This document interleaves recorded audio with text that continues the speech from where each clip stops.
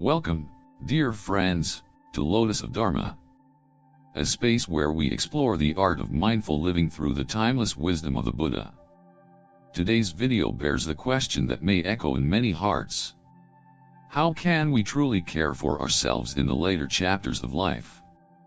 Some say old age is a season of decline, a time to endure, to withdraw, to fade. But others, and perhaps you are one of them, feel that it might be the most sacred time to finally return to yourself, to slow down, to breathe, to live more deeply than ever before. So which is it? Is aging a burden to survive, or a doorway to something far more profound?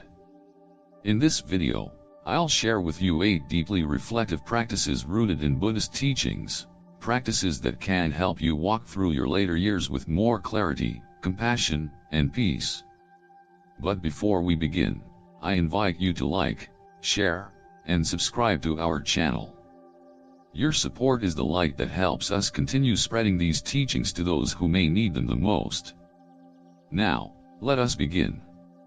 With awareness, with presence, and with the quiet knowing that it's never too late to care for yourself, in body, mind, and spirit. 1. Walk, not just for the legs, but for the mind. In the quiet moments of early dawn, I once observed an elderly woman, perhaps in her 70s, walking slowly around a temple garden. Her back was slightly bent, her pace unhurried, but there was something profoundly dignified in her movement. Each step she took seemed deliberate, sacred. I asked her gently, "Why do you walk each morning?" She paused, looked at me with a peaceful smile, and said, "Because every step is a silent prayer." Those words remain with me, not just as a memory, but as a Dharma teaching. You see, in the Satipatthana Sutta, the Buddha speaks of mindfulness in all postures, including walking. Walking, then, is not merely a mundane act. When done with awareness, it becomes vipassana in motion, insight in movement. Each footstep is an invitation to return to the present moment, to let go of past regrets and future anxieties. When walking, one knows, "I am walking." This is not a simple awareness. It is a sacred presence. In our modern lives, walking has been reduced to transportation, a way to get somewhere. But in the Dharma, we learn a different path, to walk not to arrive, but to awaken. Not to conquer distance, but to discover depth. When you walk slowly, mindfully, you begin to sense the rhythm of life. The earth breathing beneath your feet. The wind whispering messages of impermanence. The sun rising and falling without attachment. In these moments, anicca, the truth of impermanence, is no longer a concept, but a felt experience. The steps remind us, nothing stays, everything flows. And that is not a tragedy, but a teaching. The Buddha himself was a wanderer. But he did not walk aimlessly. He walked to meet suffering, to teach liberation. His footsteps carved paths not only through forests and villages, but through human ignorance. Every time we take a mindful step, we walk alongside the Buddha. Every breath we notice, we breathe with the Sangha. Every distraction we let go of, we return to the path of sati, right mindfulness. Let us not be disheartened by aging bodies. Even if our steps slow, even if our knees ache, the mind can remain luminous, clear. The Dhammapada reminds us, even though he be old and frail, if his mind is steadfast and undefiled, he is truly wise. So I say to you, walk not only with your legs, walk with your heart. Let your soles touch the earth with reverence. Let your awareness bloom with every step. You do not need to go far. You only need to go deep. And perhaps, in the stillness between one step and the next, you will find something you had long forgotten. That peace is not a place to reach. It is the ground beneath your feet, when you walk with presence. To eat as if you love yourself. This body, though impermanent, is the sacred ground upon which awakening may arise. Treat it with reverence. There was a time in my life when eating was nothing more than a task. A necessary pause in a day, filled with distractions, food grabbed on the go, consumed not with mindfulness, but with haste. I ate out of habit, out of convenience, never once truly tasting what I was putting into my body. But then, after a brief illness, the kind that humbles the spirit and softens the ego, I found myself in the kitchen, slowly preparing a simple pot of vegetable soup. Nothing elaborate. Just water, a handful of greens, and a bit of salt. And yet, something remarkable happened. As the soup simmered, I noticed the sound of it bubbling gently, the fragrance rising like an incense of healing. I watched the colors brighten, green, orange, gold, and for the first time in a long while, I felt present. When I finally tasted that first spoonful, I did not merely eat, I received. I received nourishment. I received care. I received the reminder, I am worthy of tenderness. In Buddhist tradition, food is not merely fuel. It is an offering. Not to gods or spirits, but to the body itself, the vessel of awakening. The Buddha taught the middle way, the path between indulgence and deprivation. And so, we do not eat for pleasure alone, nor do we eat with guilt or shame. We eat to sustain life, to honor the preciousness of our physical form. Reflect wisely before consuming. When we practice mindful eating, we are not just feeding the body, we are training the mind. Every bite becomes a meditation. Every flavor becomes a teacher. We notice texture, temperature, color, scent. We slow down. We give thanks. Eating, then, becomes a sacred ritual, a way to express metta, loving kindness, not just to others, but to ourselves. I remember a moment at a monastery where an elder monk sat in complete stillness, a bowl of rice before him. For over 10 minutes, he did not lift his spoon. When asked later why he waited so long, he said, "I was waiting for my mind to be quiet, so I could offer this food to a peaceful body, not a restless one." That is the heart of the practice. So I ask you, when you eat, do you listen to your body or silence it? Do you chew in gratitude or rush in distraction? Do you offer nourishment to yourself as an act of love? Begin small.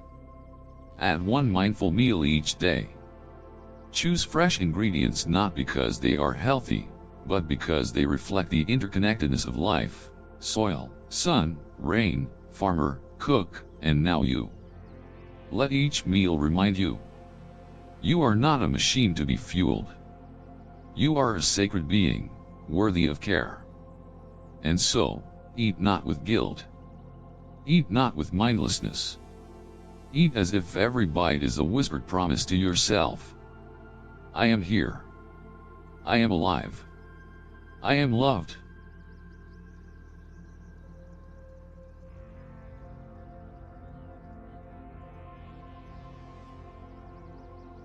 Laugh, as if it were sacred medicine. Sometimes, the most profound healing begins not in silence, but in the sound of laughter. There is a dear friend of mine, a lay practitioner named Lan. She is well into her 80s, her hair silver, her back slightly curved by time. And yet, every evening, without fail, she watches comedy, those simple, silly shows that many might dismiss. When I once asked her why, she chuckled and replied, "One good laugh is worth 10 doses of medicine." Her words may sound light-hearted, but they carry great truth. Laughter, when pure and spontaneous, is not merely entertainment. It is release. It is the body's way of exhaling suffering, of shaking loose the heaviness we carry. In Buddhist philosophy, we often speak of liberation from attachments, from aversion, from delusion. But rarely do we speak of the healing power of joy. And yet, joy is a form of wisdom. The Buddha, though often portrayed as serene, was not a solemn figure. The smiling Buddha is not a myth, it is a reminder. A reminder that enlightenment is not grim. It is light. It is spaciousness. It is the capacity to see through the illusions of suffering, and sometimes, even to laugh at them. One who sees clearly does not take life so seriously, not because life is trivial, but because they understand it deeply. When we laugh, truly laugh, from the belly, from the soul, we are momentarily free. In that instant, we are not worried about our future, nor regretting the past. We are simply present. I recall a teaching from a Zen master who said, "Laughter is the sound the mind makes when it lets go." How beautiful is that? Lan, in her old age, understands this. Though her knees ache and her days are quieter than before, she has found a way to keep her spirit bright. That nightly laughter is her practice. It is her reminder that aging does not mean despair. It means softness. It means knowing what truly matters. Sometimes, the Dharma does not come through sutras or silence, it comes through the joy of being. Through shared humor with a friend. Through the absurdity of life's little surprises. So I encourage you. Laugh often. Laugh mindfully. Laugh not in denial of pain, but as an offering to it. Let your laughter be your song of resilience. Let it be your rebellion against bitterness, your celebration of this fleeting, wondrous life. And if you have not laughed in a while, perhaps today is the day to begin again. After all, a heart that can still laugh is a heart that still heals. 4. Create one small daily ritual. Peace is not found in the grand moments of life, but in the quiet rhythm of things we choose to do with presence. After retirement, a strange silence entered my life, not the serene kind we seek in meditation, but a kind of inner drifting. The structure that once anchored my days had vanished. Time stretched endlessly before me, and yet, I felt lost within it. But something shifted when I began a simple ritual. Each morning at 7 a.m., I would prepare a cup of warm tea. I would sit quietly in my garden, and after that first gentle sip, I would open my journal and write, just a few lines. Sometimes a reflection, sometimes just how the clouds moved that day. That was all. But slowly, almost imperceptibly, peace returned. You see, in the teachings of the Buddha, there is great emphasis on sati, mindfulness. And mindfulness is not merely reserved for the meditation cushion. It is to be brought into the ordinary, into the brewing of tea, the sweeping of the floor, the opening of a window. These small acts, when done with full attention, become sacred. In the scene, there is only the scene. In the herd, only the herd. Bodhiya Sutta. This is the art of living deeply in simplicity. A daily ritual is not about control or rigidity. It is about returning, again and again, to the present moment. The repetition itself becomes a teacher. The steam rising from the teacup becomes a lesson in impermanence. The ink flowing onto paper becomes a mirror to the self. In this way, a habit becomes a form of meditation. Not by what it is, but by how we enter into it. A friend once asked me, "But isn't it boring, to do the same thing every morning?" I smiled and replied, "Not if you are truly there." In presence, no two mornings are ever the same. The sun falls differently on the leaves. The breeze carries a new scent.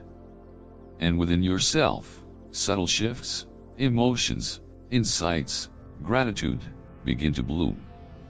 So, I invite you to create one small ritual in your day. It need not be complex. It could be lighting a candle at dusk, or pausing before a meal to breathe. What matters is not the ritual itself, but the reverence with which you meet it. Let this daily act be your anchor.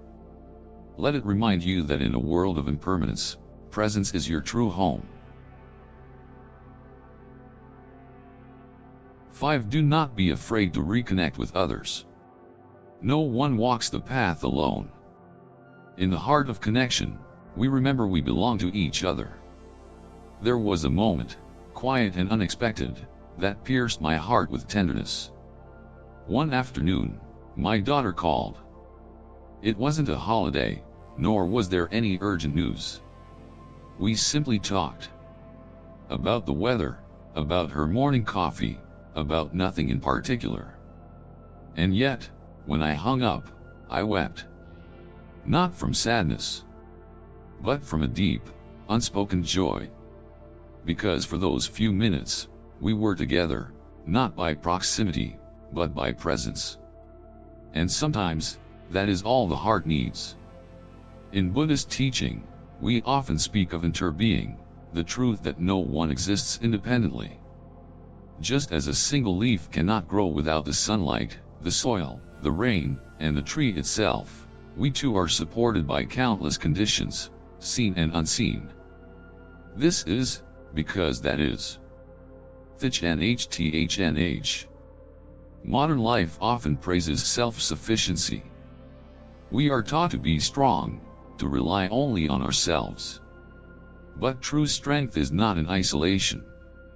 True strength is knowing when to open the heart, gently, courageously, to another. I once believed that solitude was noble, even spiritual. But over time, I came to see. Even the Buddha had the Sangha. Even the monk, in his cave, receives the alms of the village. We are not separate. We are threads in the same great tapestry of being. To reconnect is not a weakness. It is an act of compassion, for yourself and for the other. A kind word, a brief call, a shared silence, these can become sacred offerings. A woman I once met at a retreat told me her story. She had spent much of her life caring for others, her children, her husband, her aging parents. When they were gone, she felt empty, unseen. But then, she joined a local group, just elders gathering weekly for tea.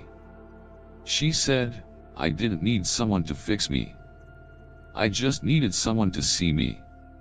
And in being seen, she began to see herself again.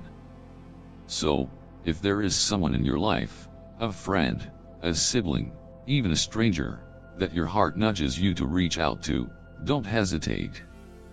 A small gesture may seem ordinary to you, but it may be the light someone else is waiting for.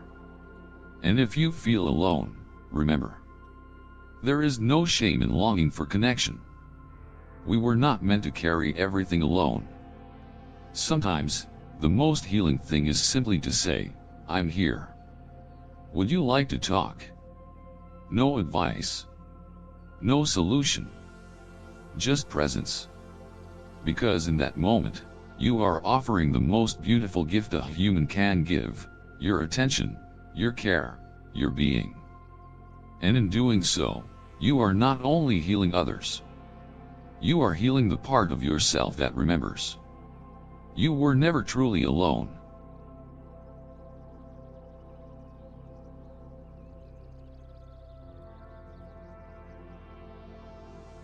Six, do not be afraid to try something new. The beginner's mind is open, curious, alive, and closest to awakening. Would you believe that I once learned how to paint, at the age of 62? My hands trembled with every stroke. The brush felt foreign. The colors bled where they shouldn't. But in the messiness, something stirred, something ancient, something tender. Each awkward line became a doorway back into myself. Emotions long dormant began to resurface. Joy. Vulnerability. Wonder. It was not about the painting. It was about remembering that I was still alive. In Buddhist thought, there is deep reverence for what we call Shoshin, the beginner's mind. A mind that does not assume, does not cling to identity or mastery, but simply experiences, with openness, with freshness, without fear. The Buddha said, "One who thinks they already know, cannot receive the truth. But the one who comes empty-handed, receives the whole sky."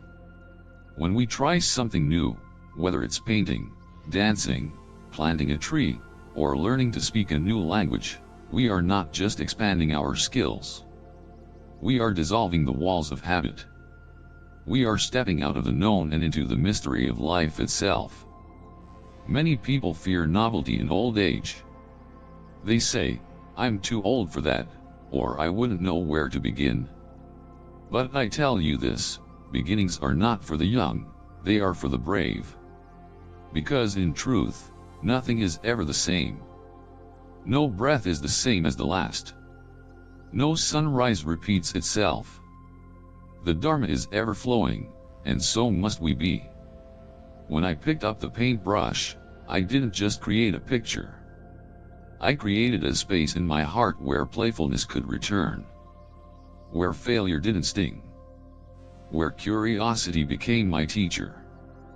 That is what a new experience can offer.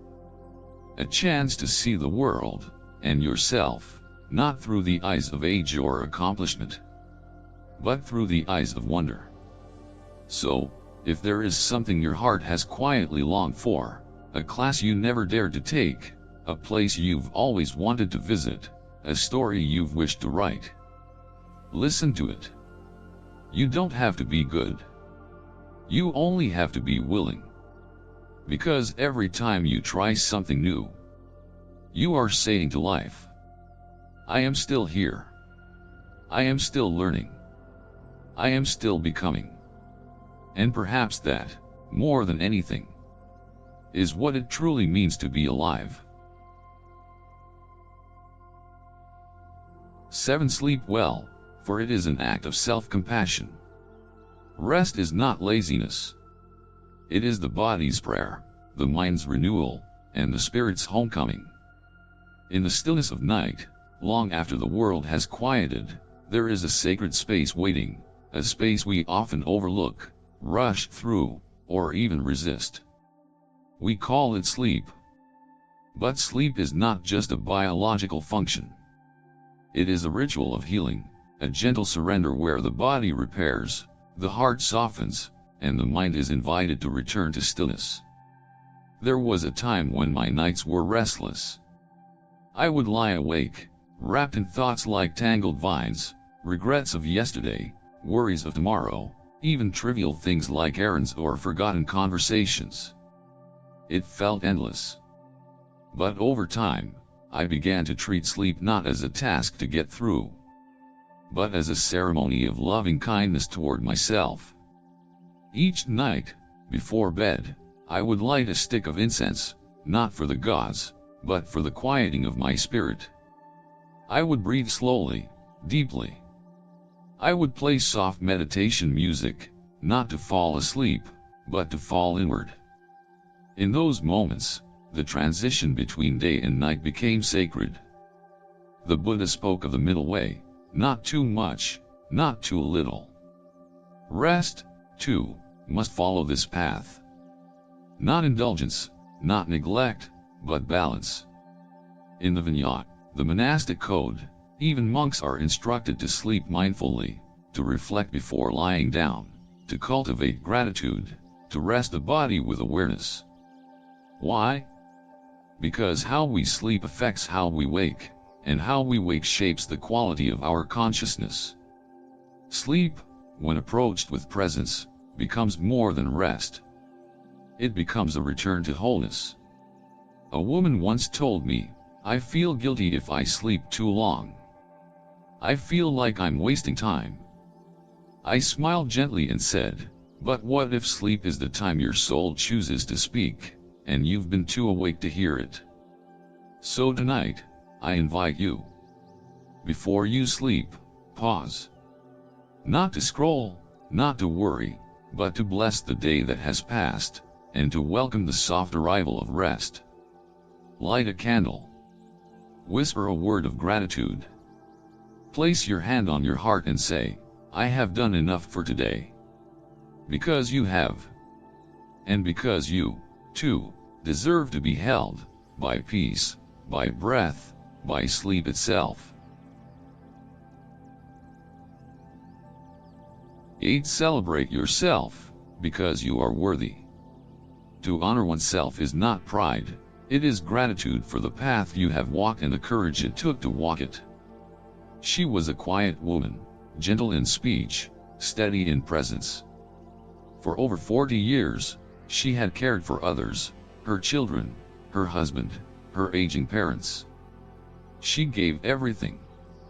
Her time, her energy, her dreams. And when the house finally grew quiet and the years of caregiving were behind her, she sat across from me and softly wept. Not from sorrow, but from a single, aching truth. No one ever told me I did well, she said. Not even me. Her words pierced through me like a bell in a deep forest. How many of us move through life fulfilling every duty, carrying every burden, yet forget to offer even a single moment of recognition to ourselves? We bow to others. We celebrate their achievements, their milestones, their growth. But what about the quiet strength it took to simply keep going, day after day, when no one saw? What about you? In Buddhist teaching, we are encouraged to practice metta, loving kindness, not only toward others, but toward ourselves. The Buddha did not say, you are worthy once you are perfect. He said, you are worthy because you are human, fragile, striving, aware. You yourself, as much as anybody in the entire universe, deserve your love and affection. The Buddha. To celebrate yourself is not arrogance. It is a sacred pause. A moment where you say, I have done what I could. I am still learning. I am still showing up. It is to look in the mirror and bow, not to the face you see, but to the journey behind it. The silent sacrifices. The nights you kept going when your heart was tired. The kindnesses you offered when no one was watching. So, I invite you, today, not tomorrow, to place your hand over your chest and whisper, I am proud of who I have become. Even if the world never applauds you, may you learn to applaud yourself. Light a candle not just for others, but for the fire you've kept alive within. Write your own name in the book of those who deserve compassion. And remember, your journey, with all its detours, doubts, and quiet triumphs, is worthy of celebration. You are still here. You are still growing. You are still enough.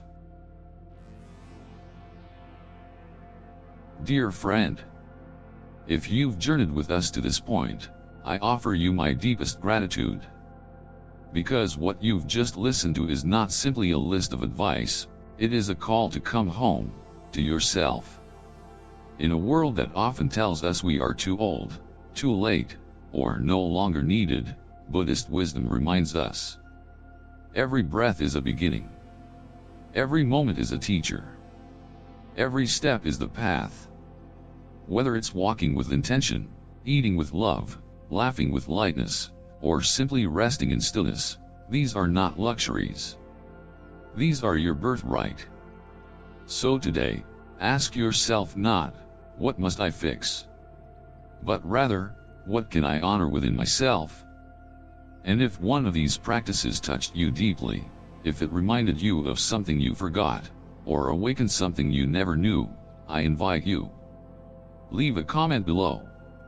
Share with us, and with others, the one truth you'll carry forward from this video. Because your insight may become someone else's turning point. And if you feel called to walk further with us on this mindful path, please don't forget to like, share, and subscribe to Lotus of Dharma. Every click helps us bring the Dharma to more hearts across the world. Until we meet again. May you walk gently, rest deeply, and care for yourself as the sacred being you truly are. Peace, always.